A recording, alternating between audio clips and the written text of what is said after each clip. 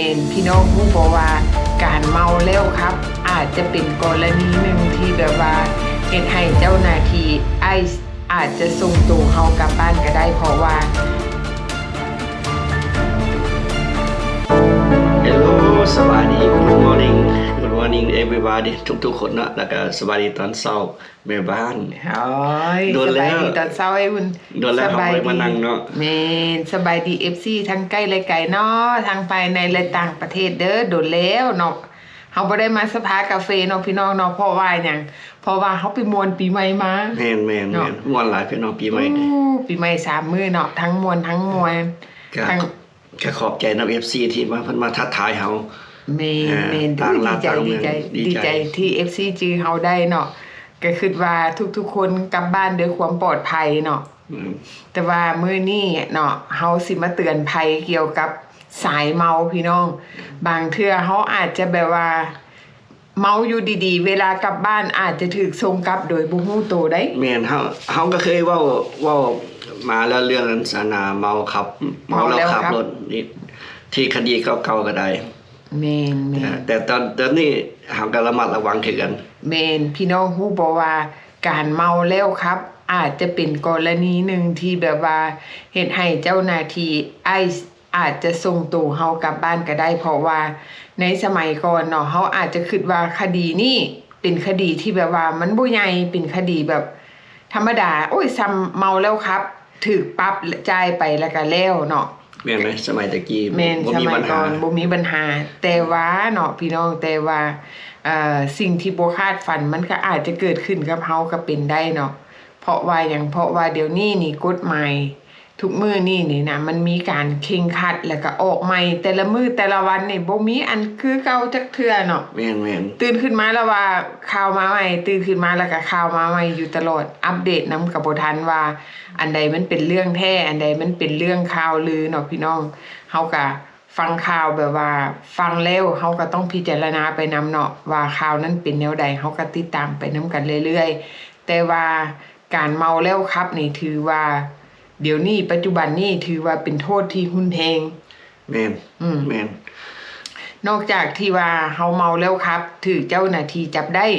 เขาก็อาจจะยึดบัตรเขียวเฮาก็ได้ เวลาเฮาได้ไปขึ้นศาลเนาะมันแล้วแต่กรณีของแต่ละคนบัดนี้ณปัจจุบันนี้เนาะได้ยินข่าวมาว่าเจ้าหน้าที่ไอซ์นี่เขาเจ้าร่วมมือกับเจ้าหน้าที่ตำรวจ ในเมื่อก่อนสมัยก่อนที่ผ่านมารัฐบาลที่ผ่านมาเนาะเจ้าหน้าที่ไอซ์เขาก็เฮ็ดเวียกเฉพาะเกี่ยวกับรัฐบาลกลางที่มีคำสั่งออกมา โดยที่แบบว่าบ่ได้ร่วมมือกับตำรวจที่เฮาเห็นตำรวจธรรมดาที่เฮาเห็นทั่วไปนี่เนาะเขาเจ้าบ่ได้ร่วมมือกัน และเขาเจ้าก็บ่ได้ก้าวกายเวียกงานกัน เพราะว่าตำรวจที่เห็นปกติที่เขาเจ้ายุดเฮาตามถนนหนทางนี่เขาบ่มีสิทธิ์จับเฮาส่งเจ้าหน้าที่ไอซ์บ่มีสิทธิ์จับเฮาเพื่อว่าสิให้ข้อหาเฮาเพื่อได้ถูกนิรเทศอันนี้บ่มีแต่ว่าณปัจจุบันนี้เนาะกฎหมายมันก็มีการเปลี่ยนแปลงเพราะว่ามีหลายๆรัฐที่ผ่านมาเนาะที่ปัจจุบันนี้เขาเจ้ามีการร่วมมือกันระหว่างเจ้าหน้าที่ไอซ์กับเจ้าหน้าที่ตำรวจเจ้าหน้าที่ตำรวจนี่สามารถจับเฮานี่นะส่งให้เจ้าหน้าที่ไอซ์เพื่อไปดำเนินคดีเนาะเดี๋ยวนี้ก็เจ้าร่วมมือกันแต่ว่าหลายๆรัฐก็เกิดขึ้นผ่านมาแล้วบ่ฮู้ว่ารัฐเท็กซัสเฮานี่เจ้าหน้าที่ไอซ์นี่เขาเจ้าสิได้ร่วมมือกับเจ้าหน้าที่ตำรวจบ่เนาะเพราะว่าอันนี้เป็นข้อตกลงของแต่ละรัฐและกฎหมายของแต่ละรัฐมันก็บ่คือกัน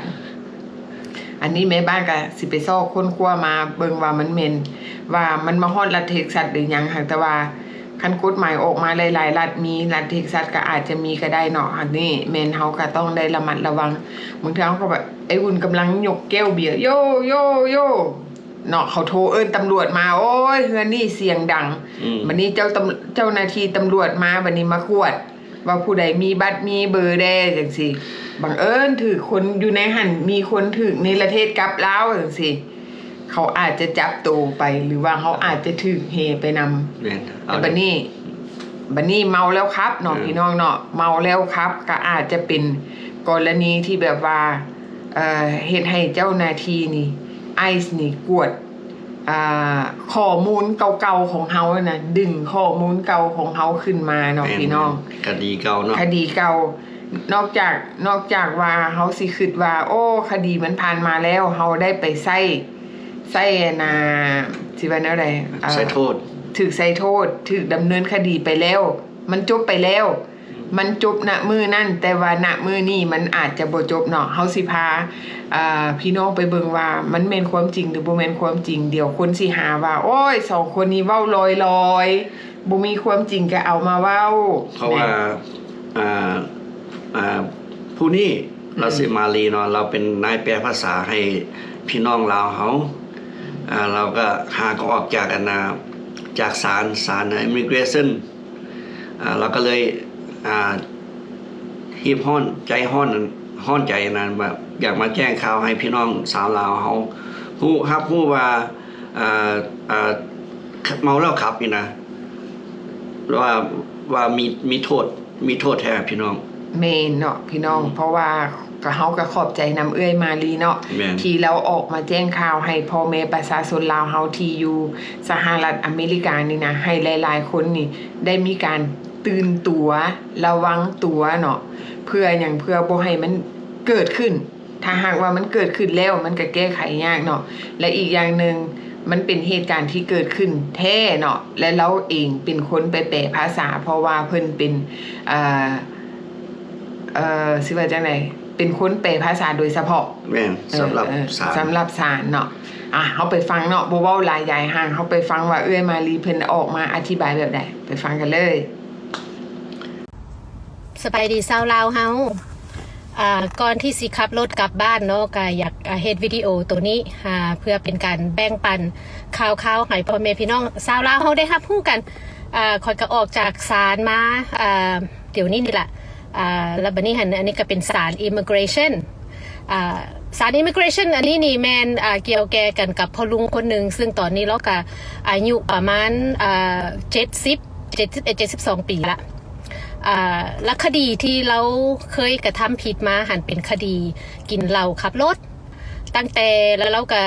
ใส่โทษใส่อย่างไปเรียบร้อยคดีตัวนี้นี่มันเป็นคดีเก่าตั้งแต่ปี1997เนาะ1997พุ่นแล้วก็มีแต่ว่าถูกปรับไหมแล้วก็ใส่ค่าปรับไหมทำนองธรรมเนียมนึงไปจนเมิดแล้วก็เราก็ได้ถูกฝากโทษหันปีนึงที่เขาเอิ้นว่าเป็น informal probation เนาะเป็นการฝากดูแลความประพฤติแบบบ่จำเป็นที่จะต้องไปรายงานตัวแต่ละเดือนนะเพียงแต่ว่าภายในปีนึงนั้นบ่ไปกระทำผิดอีหยังมาใหม่บ่ว่าสร้างคดีหยังมาใหม่ทุกอย่างก็เรียบร้อยไปเนาะ อีกครั้งหนึ่งอันนี้เป็นคดีที่เกิดขึ้นตั้งแต่ปี1997เป็นโทษสถานเบาบ่เป็นโทษสถานมากบ่มีผู้ใดเจ็บบ่มีผู้ใดเป็นอีหยังทั้งหมดจากการกระทำของเราเพียงแต่ว่าเรากินเบียร์มา3 กระป๋องไปบุญปีใหม่อยู่วัดลาวแล้วก็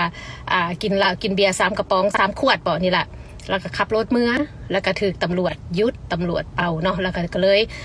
เป็นคดีเป็นนั่นเป็นนี่มาแต่ว่ามันก็เรียบร้อยไปแล้วคือค่อยเว้าหั่นแหละตั้งแต่ปี1997แต่ด้วยที่ว่ารัฐบาลสุดนี้เป็นรัฐบาลที่มีความสิว่าอคติกับคนอิมิเกรชันเนาะคนที่เข้าประเทศมานะที่บ่แม่นคนสัญชาติแล้วก็บ่แม่นคนสีผิวอย่างทั้งหมดนะก็เลยเป็นเหตุให้ทางพวกไอซ์นี่นะดำเนินคดีเอาเราขึ้นศาลอิมิเกรชันเพื่อที่สินิรเทศเรากลับประเทศเราเนาะถึงสิเป็นคดีเดียวและเป็นโทษสถานเบาและเป็นคดีที่เกิดขึ้นตั้งแต่ปี1997ซึ่งในตอนนั้นหันบ่มีนโยบายบ่มีกฎหมายอย่างที่เหตุให้คดีของเรานี่นะถือเป็นคดีที่เขาถือว่าเป็นคดีผิดศีลธรรมเนาะก็เลยแต่ว่ารัฐบาลสุดนี้ก็เจ้าก็คุยค้นเรื่องเก่าขึ้นมาแล้วก็สิส่งแล้วกัน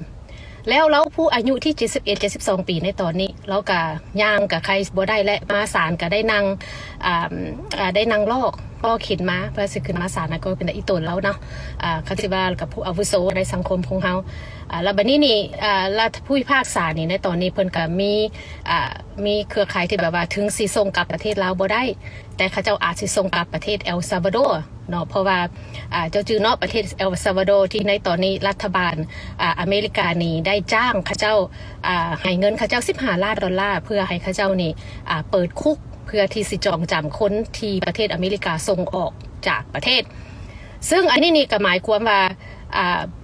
เขาบ่จำเป็นที่จะต้องส่งคนลาวนี่กลับประเทศลาวก็ได้เขาอาจสิส่งกลับส่งออกไปจองจำไว้อยู่ประเทศเอลซัลวาดอร์และถ้าว่าท่านใดที่ติดตามข่าวมาดูเนาะก็ฮู้ว่าประเทศเอลซัลวาดอร์นี่ก็เป็นที่ว่ารัฐบาลโดนัลด์ทรัมป์เขาเจ้าส่งคนพวกที่ถือว่ามีห้อยซักมีอย่าง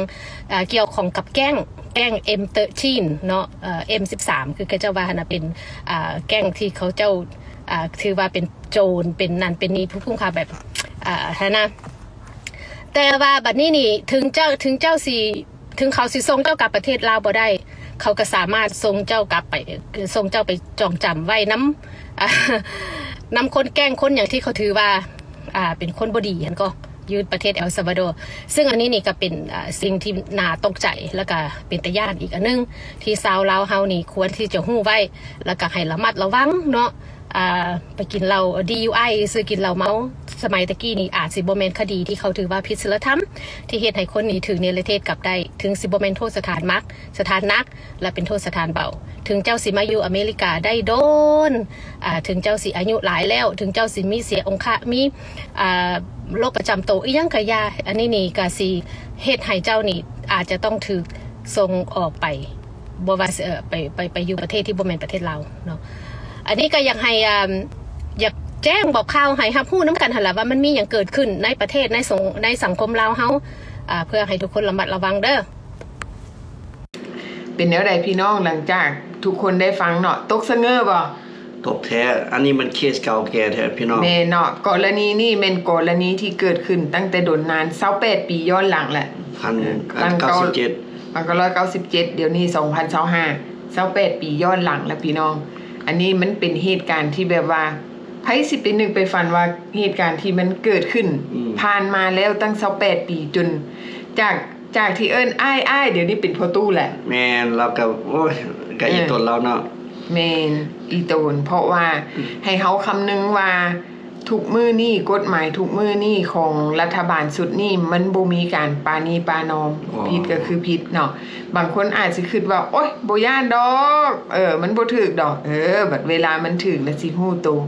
แล้วบัดนี้เขาจะว่าโอ๊ยบางที่ผ่านมาคนอาจจะคิดว่ามันบ่เป็นหยังดอกเขาบ่ส่งกลับลาวดอกรัฐบาลลาวเขาบ่รับเอาถึงว่ารัฐบาลลาวบ่รับเอาก็บ่ต้องย้านพี่น้องบ่ต้องเป็นห่วงพอตู้ทรัมป์นี่แล้วมีอีกประเทศนึงที่ส่งเขาไปเนาะแล้วสร้างเขานี่สร้างคุกไว้ท่าแล้วแม่นี่เพื่อนของเราก็สร้างอยู่เอลซัลวาดอร์แม่นเนาะเขาจะล่างคุกท่าแล้วเนาะเฮาบ่ต้องเป็นห่วงอันนั้นเนาะสิ่งที่เขาควรห่วงเขาห่วงตัวเขาเองนี่ว่าเขาคนที่แบบว่าเคยกระทำผิดผ่านมาเนาะบ่ได้เว้าให้ตื่นตระหนกแล้วก็บ่ต้องตกใจแต่ว่าเนาะพี่น้องเฮาควรระมัดระวังตัวแนวใดคันสมมุติว่าเฮาเคยมีคดีติดตัวมาแล้วคนใดที่เคยมีคดีติดตัวสิ่งที่ควรระวังก็คือ1บ่ควรออกนอกประเทศเทื่อช่วงนี้ย่านเวลาเฮาออกไปแล้วกลับเข้ามาเขาคุดเขาคุยเขาจกเนาะพี่น้องเนาะถึงเขาสิเป็นซิติเซนก็ตามแต่อย่าลืมว่าเขาบ่ได้เกิดอยู่สหรัฐอเมริกาอันนี้เขามาขอเป็นสัญชาติขอเป็นพลเมืองอเมริกาเนาะเขามีสิทธิ์ถอดถอนสัญชาติของเขามีสิทธิ์ยกเลิกสัญชาติมีสิทธิ์ส่งเขากลับได้ตลอดเวลาถ้าหากว่าเขาบ่ปฏิบัติตามกฎหมายของบ้านเมืองเพิ่นเนาะจื้อไว้ว่ารัฐบาลสุดนี้เขาเจ้าเข่งขัดเรื่องเกี่ยวกับการส่งคนกลับบ้านการเนรเทศนั่นเองอันนี้อาจจะมีเรื่องคนลาวเฮาที่เมาแล้วขับที่ถูกมีโทษผ่านๆมาอาจจะมีหลายเพราะว่าสมัยตอนนั้นเฮาก็บ่ฮู้กฎหมายกับเจ้าหลายนะตอนมาใหม่ก็ได้มาใหม่เนาะแต่ว่าโทษนี่อยู่ในเรคคอร์ดของเจ้าตลอดเลยเจ้ามีสิทธิ์ที่จะดึงออกมา ขึ้นศาลไปเนรเทศแล้วศาลแล้วกันเนรเทศเฮาออกจากประเทศก็ได้ แม่ เพราะฉะนั้นผู้ที่เคยมีคดีเฮาก็ต้องได้เตรียมตัวเตรียมใจเฮาบ่ฮู้ว่าสิมาถึงเฮาหรือบ่ แม่ อันนี้เฮาก็ต้องเตรียมไว้ แม่เนาะ สมมุติมาฮอดเฮาว่ามาฮอดเฮาถึกตัวเฮาเนาะเฮาสิควรเฮ็ดแบบใด แม่ อันนี้ก็บ่ต่างหยังกับกรณีบัตรเขียวเนาะพี่น้องเนาะ แม่น กรณีที่แบบว่าบัตรเขียวอยู่เกินกำหนดบ่หรือว่าบัตรเขียวที่อยู่แบบผิดกฎหมายบ่ก็คือคนหลายๆคนอาจสิแบบว่ามองข้ามเกี่ยวกับว่าการเมาแล้วครับ ถือว่าเป็นโทษสถานเบานักหรือเบานั่นคำว่าผิดกฎหมายเนาะมันก็อาจจะเฮ็ดให้เฮาถูกเพิกถอนบัตรเขียวก็อาจจะเป็นได้ แม่น แล้วกรณีเมาแล้วครับนี่มันบ่แม่นกรณีแบบว่าธรรมดาหลายๆคนอาจจะมองข้ามบ่เป็นหยังแต่ว่าถ้าหากว่ามันเกิดมีการสูญเสียการเกิดขึ้นเนาะมันอาจจะเบามันก็อาจจะเป็นนักก็ได้กรณีที่แบบว่าเจ้าขี่เมาแล้วครับแล้วเกิดไปตำคนที่แบบว่าเฮ็ดให้เขาเจ้าสูญเสียเนาะถึงขั้นว่าเสียชีวิต อันนี้ก็ถือว่าเป็นโทษหนักคือกรณีคือของแม่บ้านเองเนาะคือนาบ่าวของแม่บ้านเนาะที่อยู่ประเทศลาวเนาะถือคนเมาแล้วครับ แบบว่าขี่รถต่ำเนาะรันแบบว่าขี่ต่ำไปเลย อ๋อ เหยียบไปเลยเนาะพี่น้องเนาะแบบว่าเฮ็ดให้เสียชีวิตคาที่เลยเนาะอันนี้ก็แบบมันเป็นสิ่งที่แบบว่าให้เฮาติดอยู่ในใจเกี่ยวกับพวกเมาแล้วครับ มันบ่ถือไผบ่ฮู้เนาะความสูญเสียแล้วก็ความเสียใจที่มันอยู่ในใจของคนในครอบครัวเนาะถือว่ามันเป็นฝันให้เนาะถ้าหากว่าผู้ใดไปม่วนไปเมาก็ให้มีสติเพราะว่าทุกครั้งที่คำว่าเมานี่มันอาจจะเกิดอุบัติเหตุโดยที่เฮาบ่คาดฝันเกิดขึ้นก็เป็นได้เนาะพี่น้องอันนี้เฮาก็ฝากไว้เนาะอันนี้แม่นข่าวที่หากำลัง